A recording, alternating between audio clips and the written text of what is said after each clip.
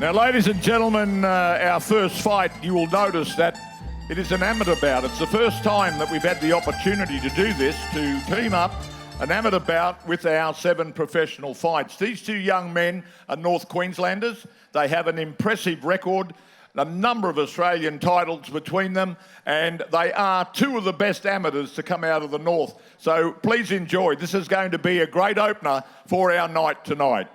Okay, ladies and gentlemen, first of all, introducing to you a true blue North Queenslander fighting out of the red corner. He's wearing the red trunks. He's trained by Brian Carter from the Mariba Boxing Club. Please welcome Ashton Carter. And ladies and gentlemen, his opponent standing in the blue corner, putting in the hard yards at training at the Hawks Boxing Club under the guidance of Dennis Clancy. He's wearing the yellow and black. He's primed and ready to go. Give it up for Jalen Tait. Ladies and gentlemen, our referee, the third man in the ring, he's going to look after these boys, Grevin Bredsel. And of course, primed and ready to go, both of them. This bout scheduled for 3 by 3-minute rounds of boxing.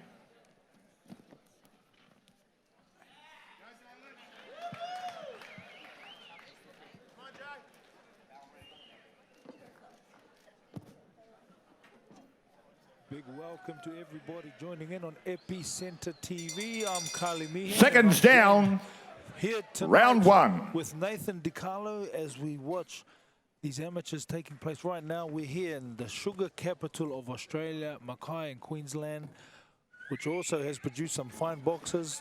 Liam Paro, the main event fighter, Tyson Best, Gage Island, all originated here from Mackay. And right now, it's Jalen Tait fighting out of Townsville and Ashton Carter.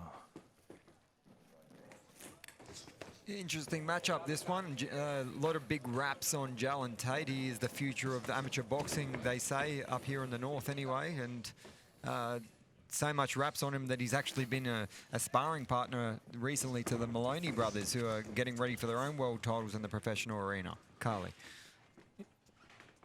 You know, Nathan, you'd know all about the amateurs having, what, 120 amateur fights you had yourself. You represented Australia in the Olympic Games. Yeah, the Commonwealth Games represent Australia as well. Yeah, so it's just a lot of.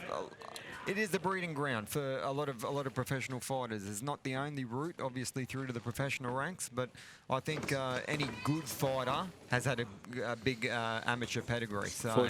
For sure.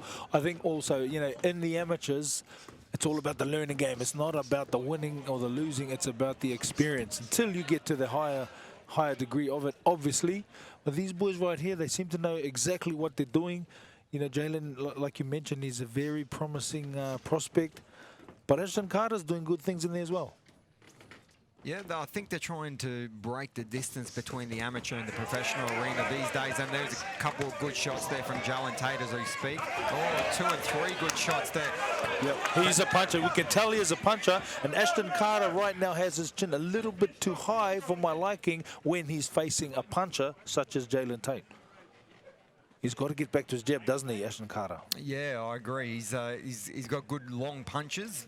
So when he's jumping in there, a little bit dangerous for him. But when he hits his opponent at the end of his punch, that's when he's at his best. I think Jalen Tait looks to be a sort of a counter puncher, heavy hitter. You know, and obviously he's been trained well by Dennis Clancy from the Hawks Boxing. They've also got their Hawks Boxing Youth Development Academy Rite of Passage 2, which is a tournament happening in Townsville, North Queensland on the 2nd of March. Time. With no doubt, Jalen Tait will be featuring. Great effort by both boys, Jalen and Ashton, in our opening round.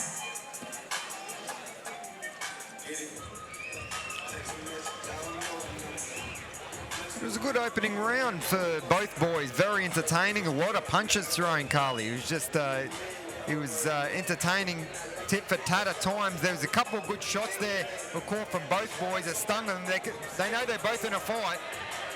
They're both very eager to punch, aren't they? Yeah, they're both trying to be first, and that's the problem. Sometimes they're getting tied up with each other. Sort of, their punches are catching the punches, so to speak. Like you mentioned before, Nathan, you know, the amateurs is the breeding ground for turning pro. The mistakes you'll make here as an amateur, you want to make them as an amateur. You don't want to make them as a pro. You don't want to stand there with your chin up in the air. You know, you want to learn how to work your way in with your jab. Like these guys here, first round, it's a big occasion. It's a, you know, quite a big crowd.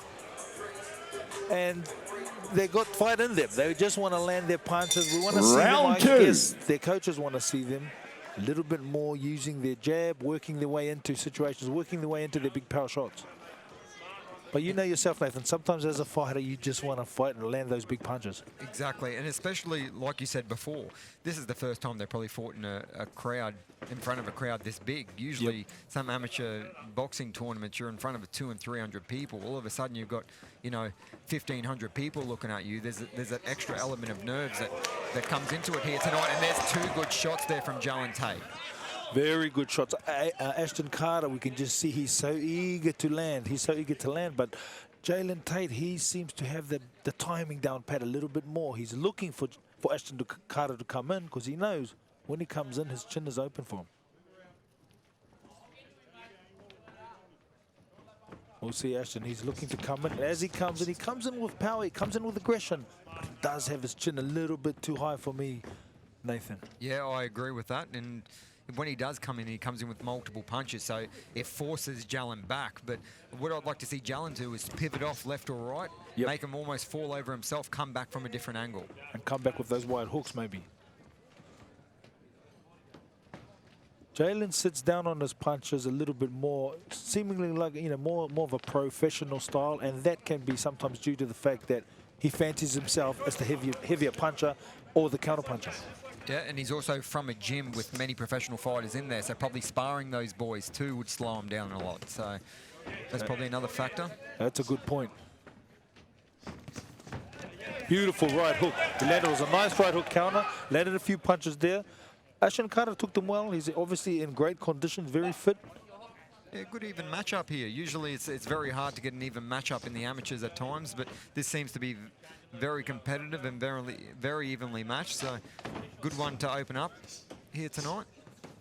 Very good, and I hope everyone is enjoying this fight on Epicenter TV, showing a little bit of what Queensland has to offer in the amateur scene in boxing, which is, believe me, Queensland always has a lot to offer in the amateurs in Australian boxing. Yeah, always do well in the nationals, don't they? Yeah, they've led the way for a long time. They always produce, in the majority of cases, the most national champions. And as we speak, here's a couple of really good shots there from Ashton Carter presenting his case, but there's the receipt there from Jalen Tait. A big left hand.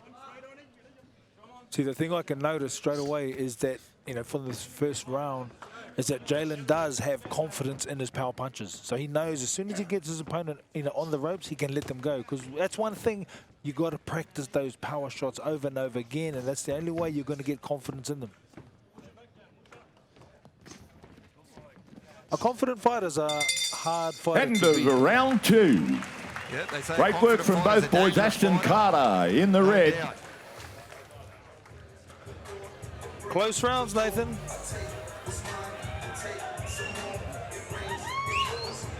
And Jalen Tait in the blue.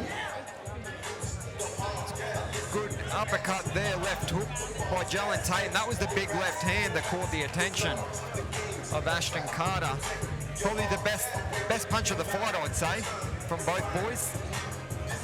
Very competitive though.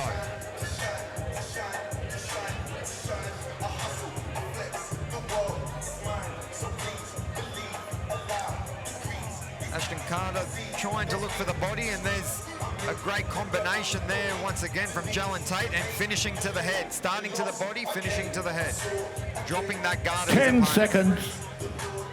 Yeah, I sort of get the feeling every time Jalen throws his shot to the head, especially when they're in close, he's going to land because, like I said, Ashton Carter's third hands and just final a little bit too low round. and his chin's just a little bit too high, but no doubt he's going to learn from this. He comes in hard. Come on, let's bring the boys home. Let's hear it for him. Left-right combination. Who's going for Ashton in the red? Determined. But And he's got to Jalen keep his chin low, in like the Mike blue. Tyson said. Look through the eyebrows. Come on, bring him home. Meanwhile, Jalen Tait's just starting to pick up the pace a bit because he knows he can land. What you seeing, Nate? Yeah, it's a good competitive fight once again. But I like what you said before. When he does throw, he throws 2 and 3 going forward. So, like we said earlier, it makes Jalen go backwards. He needs to do those angles a little bit better, I think, for the future. I mean, obviously looking forward to representing his country, hopefully in the future. But you know what? You can't take anything away from Jalen Tait here. He's put on a really good showcase in front of his home crowd here. Wow, he's doing well. He's doing really well. And now he's starting to really take the fight and push up on Ashton Carter, who's showing so much potential himself. That's that turn that you wanted to see Jalen Tait do, which is very common for the amateurs to do. And it's one that the coaches scream for them to do. Oh, it's a big left hook lead there from Ashton Carter that went wrong because he sort of ducked out of harm's way, Jalen Tait, and caught him with his own cracker of a shot. And a good left-hand lead once again from Jalen Tait. And back on again. This is a good little period here for Jalen Tait. I mean, this just shows the depth in Australian boxing, especially in Queensland boxing. You know, there's a lot of coaches like Dennis Clancy. There's many coaches who put so much time and effort into their boxers, the amateur boxers. The Queensland Amateur Association, they do an awesome job. In all their weight divisions, there's always a lot of representatives because they do a good job. You know, and the boys and the girls, I should say, they just love representing their state. Yeah, there's definite pride in the jersey, so to speak, and then when they get to those national level, they're always very competitive because, like you said, they've got the big fights here in their own state, and they're prepared when they go to the national titles. I just got to say, I think at the top of the amateur level, there's less politics here in Queensland than in a lot of the other states, which produces more fights and better boxers, obviously. Well, people don't want to get ripped off. So, and when they do, it scares people away, and it obviously detracts people from coming to the sport. So here in Queensland, like you said, it's a little bit more fairer, we believe, and that's why we have the increase in numbers here of fighters, especially amateur fighters. Oh, people just, you know, young kids, they just want to fight. They just want to box, and they just want to train, and they just want to be in that scene. And if you can make it easier for the kids, I just know there's so much talent all the way throughout Australia. We're seeing here, Ashton Carter, it's nice when he uses his reach because he's got that taller reach. But Jalen Tait is finding the shots to the head every time he throws them. Yeah, great competitive fight there. Both boys put on a cracker to open up the night. Great stuff, these young men. As I said, decorated amateurs. Australian titles, state titles amongst them. See here, lunging in sometimes Ashton Carter, then getting caught. And I think towards the end of that lunging in a little bit too far without too much thinking. Look, he's very upright, Carly, as well. Like we mentioned, he's not coming in behind his gloves. Was it October last year? Yeah, so it's a bit of time. I looked at that and they told us that. Congratulations, good effort, mate. And Ashton, last fight? August? Yeah, that's what I mean, sucking in the big ones. Great opening, both boys. Okay, we'll just wait on the judges to give us the decision. We'd like to thank Devon Retzel getting in and refereeing the bout. And, of course, our amateur officials, judges ringside, also the timekeeper and the man on the bell, most important. But a great effort and a great opening to our Pride of the North card here tonight. And we'll just wait for the official decision.